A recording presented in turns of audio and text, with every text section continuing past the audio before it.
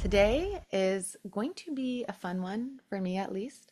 It's something that I have learned through experience, and my guides have told me multiple times through channeling, and something that actually my sister got as a message as well in her most recent ayahuasca ceremony, and something I've heard from Abraham Hicks. So I feel like the universe is really just trying to kind of shove this down my throat because I've heard it from so many different arenas. It is the message that you really do choose your own path on this life.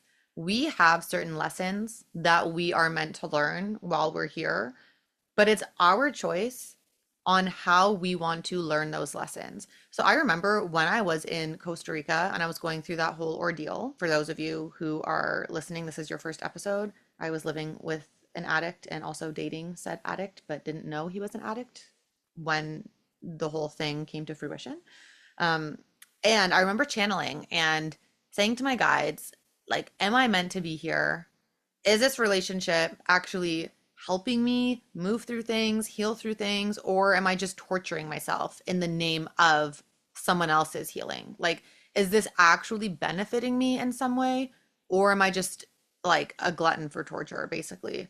And my guide said, you have certain lessons that you're going to learn, whether or not you want to learn it in this specific situation or you want to learn it somewhere else, that's totally up to you. But you're going to learn them either way. It doesn't matter where you learn it. I just ended the episode, but I pulled up my notes to see what else I had riffed on. And I have the channeled message specifically from my guide, so I wanted to show it to you. It says, you are meant to learn these lessons. It does not matter how, with them or not, but they will be learned in this lifetime. If you do not feel ready for it now, you can remove yourself. That was the exact channeled message from my guides. I just wanted to share that. And that was very eye-opening for me because it gave me almost like a freedom in knowing that I'm not doing anything right or wrong.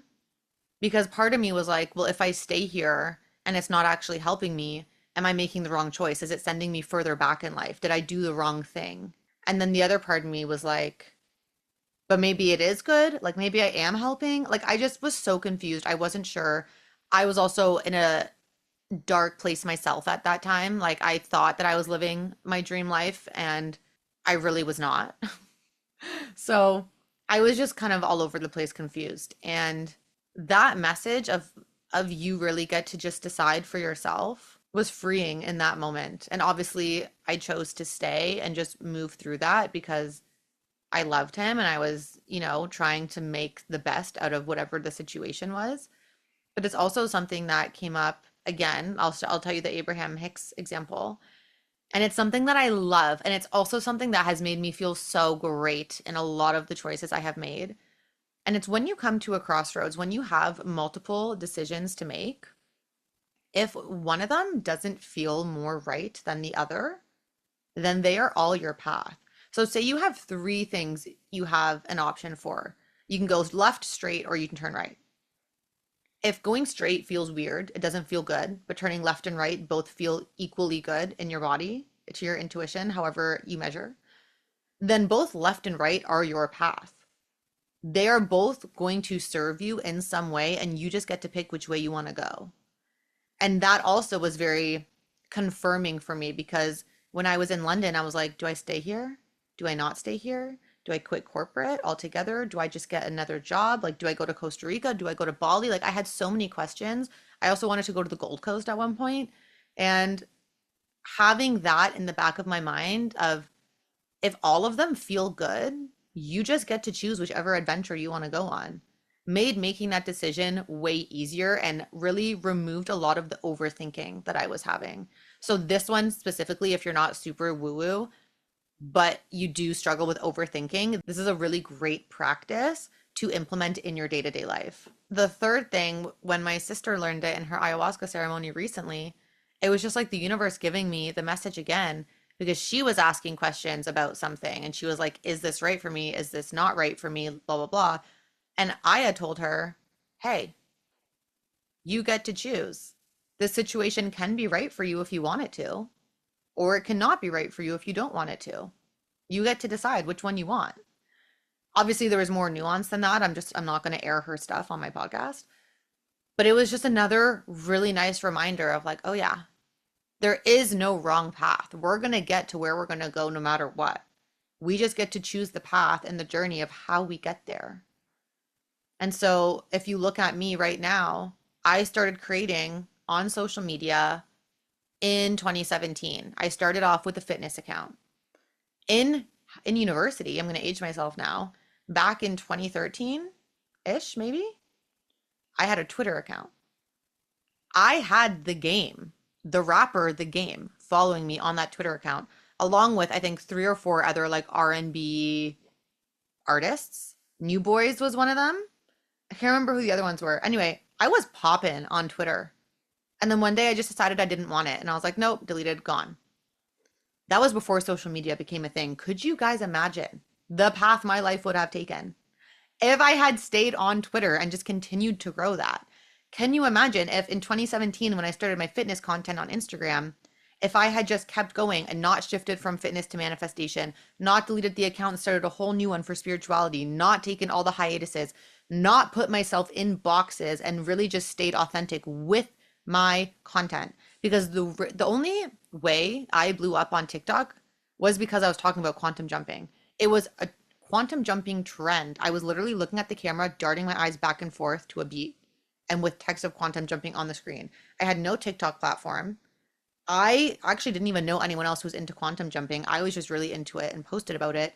And that's how I gained my first 15,000 followers in the span of like 3 days on TikTok, right? Like, if I had just stayed true to myself the entire time for all of those things, who knows where I would be right now.